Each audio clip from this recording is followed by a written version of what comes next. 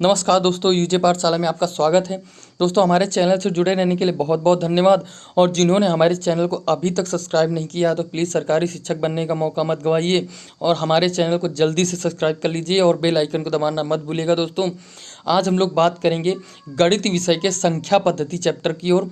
तो संख्या पद्धति चैप्टर की शुरुआत करते हैं हम लोग।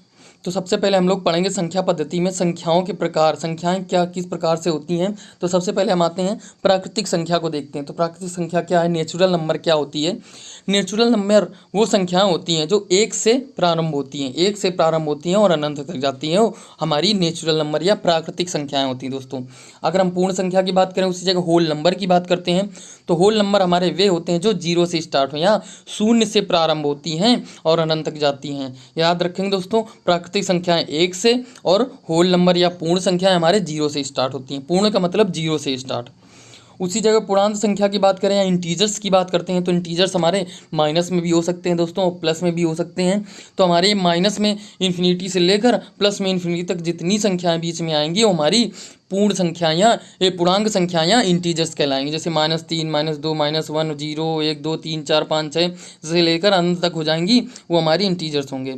उसी जगह हम आते हैं इवन नंबर या सम संख्याओं की बात करें दोस्तों, तो सम संख्याएं हमारी ऐसी संख्याएं जो दो हो और दो से विभाजित हो जाएं। दोस्तों, दो से विभाजित हो जाए, जैसे दो हमारी हो गई, 2, 4, 6, 8, 10, 12 ऐसे हो जाएंगे हमारे इवन नंबर, ये हो जाएंगे दो से विभाजित होने वाले।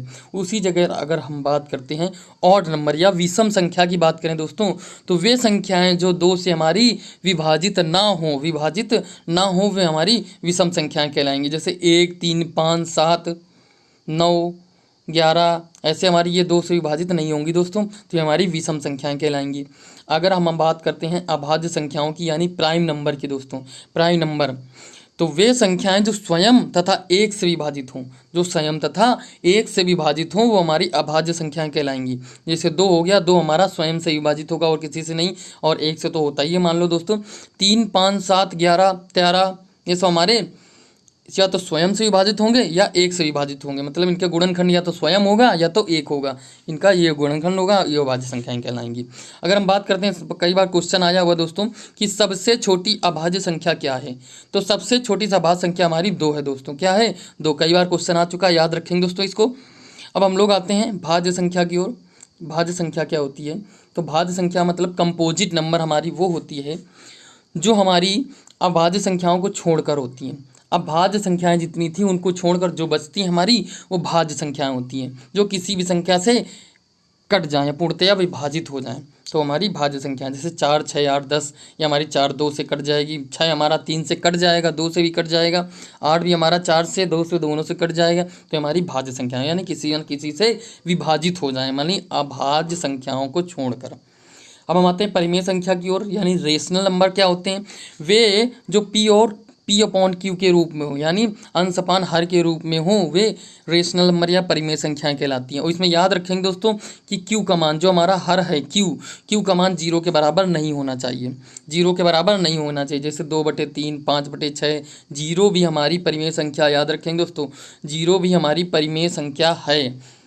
क्वेश्चन आ सकता है 0 हमारी परिमेय संख्या है या नहीं है, तो 0 हमारी परिमेय संख्या है। अब आते हैं अपरिमेय संख्या यानी इरेशनल नंबर, तो ये है जिन्हें पी अपॉन क्यू पे ना लिखा जा सके, पी अपॉन क्यू में ना लिखा जा सके, वह हमारी अपरिमेय संख्या या इरेशनल नंबर होते हैं। जैसे √3, √2, पाई याद रखेंगे, इसमें पाई याद रखेंगे दोस्तों, यहाँ 0 याद रखेंगे और यहाँ 2 याद रखेंगे। तो अभाज्य संख्या सबसे छोटी बात करें, 2 परिमेय संख्या बात करें तो 0 हमारी परिमेय संख्या भी है और पाई हमारी अपरिमेय संख्या है दोस्तों, याद रखेंगे पाई हमारा अपरिमेय संख्या है।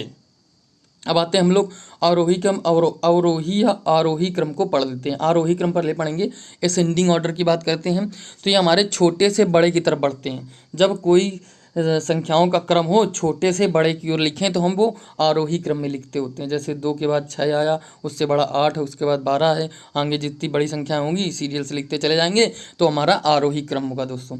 और अवरोही क्रम की बात करें, डिसेंडिंग ऑर्डर की बात करें, तो बड़े से छोटे की तरफ बढ़ते हैं, तो हमारा अवरोही क्रम होता है। जैसे 20 हमारा सबसे बड़ा, उससे छोटा 15, उससे छोटा 13, फिर 6, उससे छोटा और बढ़ेंगे तो अवरोही क्रम हो जाएगा। अगर हम अब भिन्नों की अवरोही क्रम, जो कि जिससे क्वेश्चन आते हैं दोस्तों, भिन्नों का अवरोही या अवरोही क्रम लिखेंगे। तो भिन्नों का अवरोही और अवरोही क्रम में पढ़ते हुए दोस्तों कि जब हमारा उचित या समभिन्न हो, उचित या समभिन्न हमने भिन्नों के चैप्टर में पढ़ रखा है दोस्तों, हमारे चैनल में जाकर वो देख सकते हैं भिन्नों का चैप्टर। तो हम देखते हैं जैसे उचित से या समभिन्न हो तो अंश या हर से छोटा हो। उचित या समभिन्न हमारी क्या होती है, जब अंश हमारा हर से छोटा हो तो हमारी उचित भिन्न होती है दोस्तों।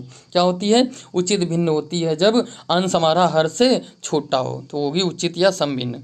इसके क्वेश्चन की ओर बढ़ते हैं दोस्तों, एग्जाम्पल की सहायता से इसको अच्छे से समझेंगे। कि हम एग्जाम्पल कह रहा है कि 12/13, 6/9, 7/8, 5/6 में आरोही क्रम बताइए। ये भिन्न है हमारी, इनको आरोही क्रम में लिखना है दोस्तों, आरोही क्रम में लिखना है। तो हम लोग देखते हैं अंश व हर के अंतर देखते हैं। अंश व हर में सभी भिन्नों के अंश व हर में अंतर देखते हैं और वो अंतर को हर की जगह में लिख देते हैं सब जगह। जैसे 12 और 13 में अंतर हमारा 1 है तो 1 हम हर की जगह में लिख दिए। 6 और 9 में 3 अंतर, 3 हर की जगह में। 7 8 में 1 हर की जगह में लिख दिया। 5 और 6 में 1 हर की जगह में लिख दिया। हर के स्थान पर अंतर को लिख देते हैं और फिर उसमें से हम ऊपर वाली बड़ी संख्या को देखते हैं। ऊपर देखते हैं कि कौन सी बड़ी संख्या है हमारी, उसको देखते हैं। तो हमारी ये 12 मिला। अब इसको हम भाग देंगे तो हमारा 2 आ जाएगा दोस्तों, तो 2 होगी। इसमें 7 आया, इसमें 5 आया। इस तरह से हमने ढूंढ लिया कि 2 सबसे छोटी हो गई, 12 सबसे बड़ी हो गई। 7 5 सीरियल में देख लेंगे। तो सबसे छोटी हमारी 2 वाली जो भिन्न होगी वो सबसे छोटी हो जाएगी। तो 2 हमारा सबसे छोटा, 5 7 12। इसका अवरोही क्रम लिखते हैं। तो 6/9 हमारी थी, 2 आया था जिसमें, 6/9 सबसे छोटी। उसके बाद 5/7 आया, उसके बाद 7/8 आया और 12/13 हमारी मतलब 12 सबसे बड़ा था, इसलिए 12/13 हो गया। इस तरह से हम उचित भिन्नों को सॉल्व कर लेंगे दोस्तों, आरोही क्रम। अब आते हैं हम जब अनुचित भिन्न हो। जब अनुचित भिन्न हो, अनुचित भिन्न हमने पढ़ा था दोस्तों कि जब अंश हर से बड़ा हो, जब अंश हमारा हर से बड़ा हो यानी तब अनुचित भिन्न होगा दोस्तों, यानी विषम भिन्न होगी। इसके आधार पर हम लोग क्वेश्चन करते हैं, उदाहरण करते हैं दोस्तों। कि उदाहरण क्या कह रहा है, 7/8, 11/12, 8/3, 15/16 में छोटी व बड़ी भिन्न बताइए। छोटी व बड़ी भिन्न बताइए। तो ये हम लोग देखते हैं कि यदि हर से अंश बड़ा है तो वह भिन्न बड़ी होगी। ये सीधी सी बात है दोस्तों कि अगर अंश हमारा हर से बड़ा है तो वह बड़ी भिन्न होगी, वो तो बड़ी भिन्न होगी, जरूर होगी। अतः 8/3 सबसे बड़ी भिन्न हो गई। 8/3 हमारी सबसे बड़ी भिन्न हो गई क्योंकि अंश हमारा हर से बड़ा है दोस्तों, अंश हमारा हर से बड़ा है। अब बाकी के लिए हम वही लोग फार्मूला यूज करेंगे दोस्तों। हमारा ही अनुचित भिन्न थी, उसको हमने देख लिया कि वो सबसे बड़ी भिन्न हो गई। अब बाकी में बचा हमारा वही पिछले वाला फार्मूला कि हम लोग अंतर देख लेंगे, अंश व हर का अंतर देखेंगे। 1 का अंतर आया तो नीचे लिख लिया, इसमें भी 1 का अंतर, इसमें भी 1 का अंतर, सबको नीचे लिख लिया। अब ऊपर देख लेंगे कि कौन सा हमारा सबसे बड़ा है, कौन सा सबसे छोटा है। तो सबसे छोटा देखा हमने 7 आया दोस्तों, 7, उसके बाद 11, उसके बाद 15। तो सबसे छोटा हमारा 7/8 हो गई। और सबसे बड़ी भिन्न की बात करें तो हमने सबसे पहले ही देख लिया था कि सबसे बड़ी भिन्न 8/3 थी, तो 8/3 सबसे बड़ी भिन्न हो गई। अब इसका आरोही क्रम लिखेंगे दोस्तों। आरोही क्रम की बात करें तो 7/8 हमारी सबसे छोटी थी, उसके बाद 11/12 वाली आई तो 11/12 हो गई। 15 आया तो 15/16 हो गया। 8/3 हमारी सबसे बड़ी थी। इस तरह से आरोही क्रम इसमें लिख लेंगे। अब हम लोग आएंगे दोस्तों, शेष फल ज्ञात करना हम लोग सीखेंगे दोस्तों। तो शेष फल ज्ञात करने के लिए फार्मूला एक होता है n⁻p/d = r। यह हमारा फार्मूला हो गया दोस्तों। अगर इसमें हम देखते हैं, इसके उदाहरण की सहायता से इसको समझेंगे अच्छे से। उदाहरण में देखते हैं कि 19/5 में शेष क्या होगा। 19/5 में शेष क्या होगा दोस्तों। तो ये हम लोग सिंपल क्वेश्चन है, उसको बड़े क्वेश्चन को अगर इसी तरह का आ जाए तो इसी नियम से हल करेंगे। जैसे आया हम लोग 19/5 में शेष है, तो हम लोग नॉर्मल कर सकते हैं दोस्तों, लेकिन इसको एक ट्रिक की सहायता से देखते हैं कि 19/5 है तो 5 का भाग हमने 19 में दिया। 5 भाग हमने 19 में दिया कि 5 चक्को 20 होता है, या 5 नहीं 15 होता है। तो 15 आया, 15 कितना बचा शेष, 15 में 15 आया तो कितना बचा शेष, 4 बचा। तो या तो प्लस का 4 बचा, अगर हम इसको 4 बार भाग दे दें 5 चक्को 20 तो हमारा माइनस का 1 शेष बचेगा दोस्तों। तो इसमें दोनों हो सकते हैं, लेकिन माइनस में हम लोग लिखते नहीं, इसलिए प्लस का 4 शेष बचेगा दोस्तों। क्या बचेगा, प्लस का 4 शेष बच जाएगा। इसी तरह आते हैं 37/10 है जैसे, तो 37/10 के लिए हम लोग देखेंगे 10 का भाग दे रहे हैं तो 10 चक्को 40 कर देंगे, 10 चक्को 40 तो -3 शेष आएगा, और 10 अगर 10 का 3 बार दे देंगे 30 आ जाएगा, 10 नहीं 30, तो 7 प्लस का बचेगा शेष, तो वही हमारा प्लस का 7 या -3 शेष बचेगा, तो प्लस का 7 हम लोग शेष मानेंगे दोस्तों। क्या मानेंगे? प्लस का 7 हमारा शेष बचेगा। अब इसी में बड़ा सवाल अगर आ जाता है दोस्तों, देखते हैं इसे कि इसमें हमें शेष बताना है, क्या शेष बचेगा हमारा, रिमाइंडर क्या बचेगा हमारा। तो इसमें देखते हैं 54 × 73/8 है, तो हमने सबसे पहले 8 का भाग दिया 54 में, 8 का भाग दिया 54 में, कितना 8 छंग 48 बचा, 48 में कितना शेष बच गया, प्लस का 6 बचा दोस्तों। 54 में 48 गए, प्लस का 6 बच गया हमारा इसमें शेष, और 73 में देंगे तो प्लस का 1 बचेगा, क्योंकि 8 9 72 होता है, तो प्लस का 1 बचेगा इसमें शेष।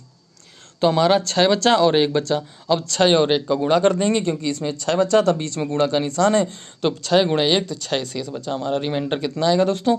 6 रिमाइंडर आ जाएगा। इस तरह से हम बड़े सवालों को भी कर सकते हैं। अब आगे देखते हैं, देखो दोस्तों आगे देख रहे हैं, जैसे 25 की पावर 112/8 है दोस्तों, 25 की पावर 112/8 ऐसे क्वेश्चन आते रहते हैं दोस्तों, इसलिए हम लोग देख लेते हैं, एक सैंपल देख लेते हैं। आगे अगर कोई भी क्वेश्चन इस तरह का आए तो इसी तरह सॉल्व कर लेंगे हम लोग, मतलब बिना पेन लगाए ही सॉल्व कर सकते हैं इसको दोस्तों। जैसे ये है, तो हमने देखा 8 का भाग हमने दिया 25 में, तो हमने देखा क्या, प्लस का 1 शेष बचा, प्लस का 1 शेष बचा, क्योंकि 8 त्रिका 24 होता है और 1 बचा शेष, तो प्लस का 1 बचा, तो हमने 25/8 को हटा के सीधे 1 रख दिया, प्लस का 1 रख दिया, और उसके बाद 112 हमारी घात थी, और उसके ऊपर 112 घात लगा दी, और 1 के ऊपर जितनी भी घात लगा दें हमारा सिर्फ एक ही आंसर आएगा दोस्तों। क्या आएगा? एक ही आंसर आएगा। इस तरह से हमारा एक आंसर आ जाएगा, इसका रिमाइंडर 1 बच जाएगा। ऐसे हम लोग और भी सवालों को कर सकते हैं दोस्तों। अब आते हैं हम लोग स्थानीय मान तथा शुद्ध मान ज्ञात करना सीखेंगे। स्थानीय मान तथा शुद्ध मान ज्ञात करना, तो हम लोग सबसे पहले देखते हैं कि 5678 जो क्वेश्चन आते हैं उन क्वेश्चन की ओर बढ़ते हैं। 5678 में 7 का शुद्ध मान ज्ञात करिए। 7 का शुद्ध मान ज्ञात करने को कह रहा है, तो 7 का शुद्ध मान या फेस वैल्यू की बात करता है, या अंकित मान की बात करें तो अंकित मान जो हमारा लिखा हुआ है वही हमारा अंकित मान हो जाएगा। 7 मतलब इसका अंकित मान 7 ही हो जाएगा दोस्तों। क्या हो जाएगा? 7 है तो हमारा 7 हो जाएगा वही। अब हमारा अगर इसी जगह स्थानीय मान की बात करने लगे दोस्तों, अगर इसी जगह स्थानीय मान की बात करता कि 7 का स्थानीय मान लिखिए, तो 7 लिख लेते और उसके बाद जितनी संख्याएं हैं उतने ही जीरो आगे लगा देते 7 के, तो हमारा वो स्थानीय मान हो जाता। अगर स्थानीय मान पूछता तो यहाँ 7 उसके बाद एक अंक है तो उसके बाद 70 हो जाता, जीरो एक और लगता तो 70 हो जाता इसी। लेकिन यहाँ शुद्ध वैल्यू या शुद्ध मान की बात कर रहा है, फेस वैल्यू की बात कर रहा है, तो सिर्फ 7 ही होगा दोस्तों। अगर हम लोग इसमें देखते हैं 892 में 8 का स्थानीय मान, तो हमने कहा 8 के स्थानीय मान के लिए 8 रखेंगे, उसके बाद जितने अंक हों उतने जीरो लगा देंगे, तो 800 हमारा प्लेस वैल्यू है, स्थानीय मान हो जाएगा। अब दोस्तों कैसे क्वेश्चन आते हैं एग्जाम से वो देख लेते हैं। जैसे इसमें कहा गया 87, 65, 41 में 6 के स्थानीय मान व शुद्ध मान यानी अंकित मान ज्ञात करें तथा उसका अंतर भी बताएं।